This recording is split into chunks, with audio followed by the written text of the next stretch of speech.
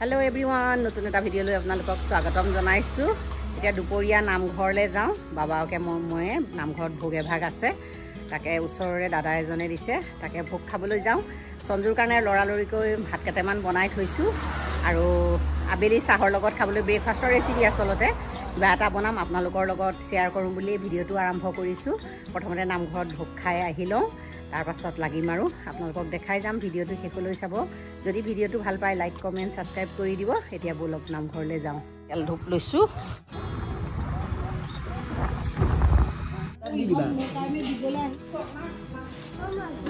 আমাৰ বৌয়ে ভোগ দিছিলে মানুহ খাই প্ৰত্যেক বছৰে দিয়ে মাঘ মাহত ন প্ৰত্যেক বছৰে দিয়ে আজি বৌহতে ভোগ দিলে আহিলো আৰু বৌয়ে ভোগ দিলে নহাকা থাকিবই নোৱাৰো বেয়া পাম জানো আশা কৰো এখিনি মানুহ আহাটো আৰু তেওঁলোকক লগ পাবৰ কাৰণে মই মানে এই ভোগটো হেৰি কৰিলো ধুনীয়া হৈছিলে আজি ভোগ ধুনীয়া হৈছিলে প্ৰত্যেক বছৰে দিয়ে বৌয়ে ভোগ নামঘৰৰ পৰা আহি পালোহি ভাবিছো সঞ্জয়ে ভাত নিজে বাঢ়ি খাইছে বুলি ভাবিছিলো ভাত খুৱাই নাই সেইকাৰণে তাক ভাত কেটা দিওঁ এইখিনি ভাত খোৱা চাউল ৰাতিপুৱাই তিয়াইছিলো টুকি থৈ গৈছিলো এতিয়া পিঠাগুৰি কেটামান খুন্দি লম টেষ্টি আৰু হেলদি ৰেচিপি এটা বনাম সঞ্জুলৈ ইয়া ভাত বাঢ়ি দিছো পনীৰৰ তৰকাৰী আৰু ভাত তাৰ দুপৰীয়া সাজত আজি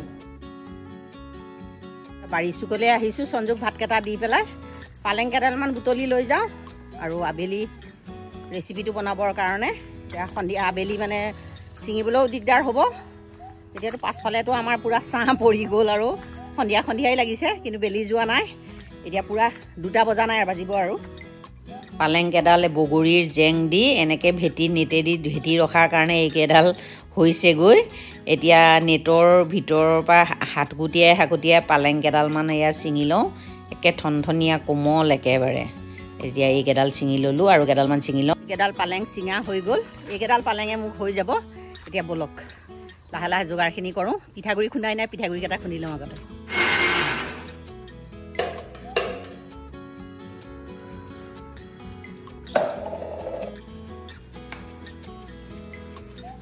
পালেং কেডাল ধুনীয়াকৈ ধুই পখালি ললো আৰু মই পিঠা কম বনাম কাৰণে মই এমুঠি লৈছো 1 মুঠিমান লৈছো আৰু সৰহকৈ পিঠা বনালে অলপ সৰহকৈ ললেই হ'ল গুৰিকেটাও মোৰ খুন্দা হৈ গ'ল চচপেন এটাতে 2 গিলাচ পানী বহাই দিলো তাতে উতলটো অহাৰ পাছত 1 চামুচ চেনি দিলো আৰু পালেং কেডাল দি দিলো আৰু চেনি দিলে পালেঙৰ কালাৰটো ধুনীয়া সেউজীয়া হৈ থাকে আৰু ধুনীয়াকৈ 2 মিনিট মান উতলাই লম 2 মিনিটৰ পাছত পালেং কেডাল চেকনি এখনতে সেকি পেলাম আৰু এইখিনি ঠাণ্ডা কৰি লম গাজৰ 4টা বিট 2টা লৈছো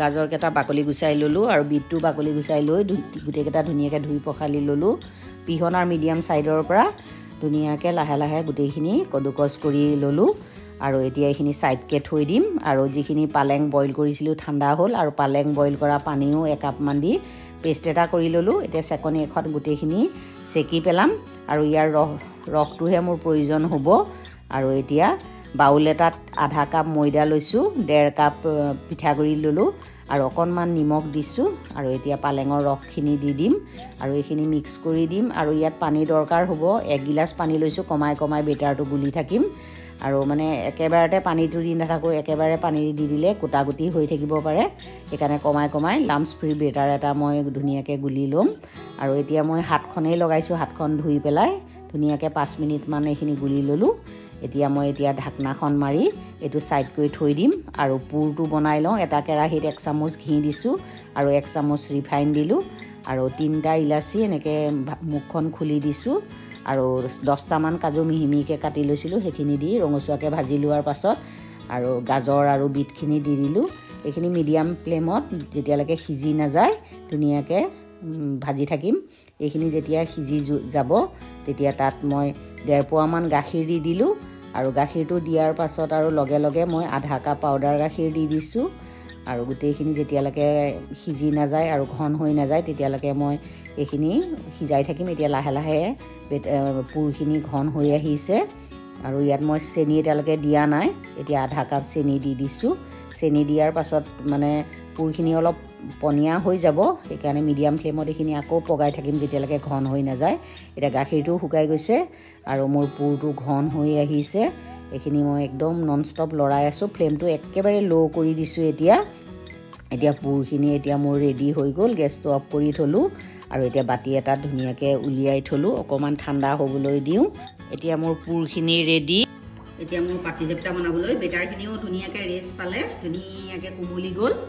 এতিয়া এইটো জোখত বেটাৰটো লাগিব। পিঠা বনাবলৈ গেছত ননষ্টিক টাৱা এখন বহাই দিছোঁ আৰু অকণমান ৰিফাইনেৰে গ্ৰীজ কৰি দিছোঁ।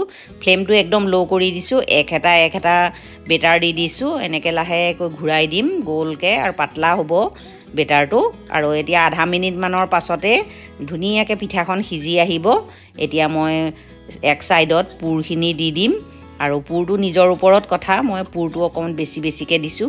পুৰটো বেছি দিলে পিঠাকেইটা মানে খাই বহুত ধুনীয়া লাগে।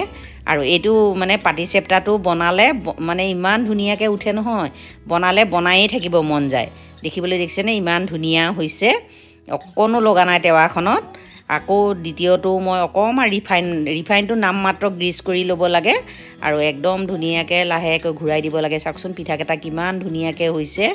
আৰু পুৰটো এইটো পুৰ দিলে মানে নাৰিকলৰ পুৰতকৈও এইটো পিঠা খাই বহুত ভাল লাগে। আপোনালোকেও এনেকৈ বনাই খোৱা নাই যদি গাজৰ বিটেৰে বনাই খাবচোন, বহুত টেষ্টি হয়। এতিয়া বজাৰত গাজৰ বিট ওলাইছে, কালাৰটো কি ধুনীয়া হৈছে, দেখিলেই খাওঁ খাওঁ লগা পাটিচেপ্টা। এই পিঠাটো বনাই পেলাই ধুনীয়াকৈ কণ্টেনাৰ এটাত থৈ দিলে 2-3 দিনলৈকে ধুনীয়াকৈ খাব পাৰি। বহুত কোমল হৈয়ে থাকে আৰু আলহী দুলহী আহিলে দিলে আৰু একদম সুধিব আৰু কেনেকৈনো বনাইছে, ইমান খাই টেষ্ট লাগিছে। এতিয়া পিঠাকেইটা গোটেইকেইটা মই এনেকৈয়ে বনাই লওঁ। মোৰ এয়া পাটিচেপ্টা বনোৱা ৰেডি। চাওকচোন দেখিলেই খাওঁ খাওঁ লগা পাটিচেপ্টা।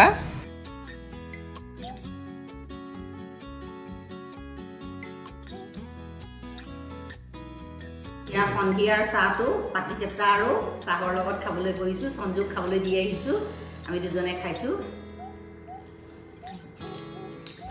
ইমান টেষ্টি হৈছে নহয়, ফিলিংটো সৈতে নাৰিকলৰ ফিলিঙতকৈ বহুত ওপৰত হৈছে আৰু ইমান কোমল হৈছে, ধুনীয়া হৈছে ন। নক'লে যে গাজৰ বিটৰ ফিলিং বুলি ধৰিবই নোৱাৰে, ইমান টেষ্টি হৈছে। মোৰ এই পাটিচেপ্টাকেইটা বনোৱা হৈ গ'ল আৰু বহুত হেল্ডি ৰেচিপি আৰু টেষ্টি ৰেচিপি। আপোনালোকেও ট্ৰাই কৰি চাব। ইয়াত বিট, গাজৰ, পালেঙৰ ৰস, গৰু গাখীৰেৰে একদম হেল্ডিকৈ বনাইছোঁ। আপোনালোকেও বনাই ল'ৰা ছোৱালীক দিব, নিজেও খাব। বহুত টেষ্টি ৰেচিপি আৰু এইটো ব্ৰেকফাষ্টৰ ৰেচিপি আচলতে। এইটো আবেলিও খাব পাৰি আৰু এনেকৈ বনাই পেলাই ধুনীয়াকৈ থৈ দিলে 2-3 দিনলৈকে ধুনীয়া ভাল হৈ থাকে আৰু কোমল, ড্ৰাই হৈ নাযায়, কোমল হৈ থাকে। আপোনালোকেও ট্ৰাই কৰি চাব। ৰেচিপিটো যদি ভাল পায় লাইক কৰিব, কমেণ্ট কৰিব, শ্বেয়াৰ কৰিব। প্লিজ মোৰ চেনেলটো ছাবস্ক্ৰাইব কৰি দিব, কাষত থকা বেল আইকনটো প্ৰেছ কৰি অন কৰি দিব। আকৌ এটা নতুন ভিডিঅ' লৈ আপোনালোকৰ ওচৰলৈ আহিম। আজিলৈ আহোঁ, ধন্যবাদ।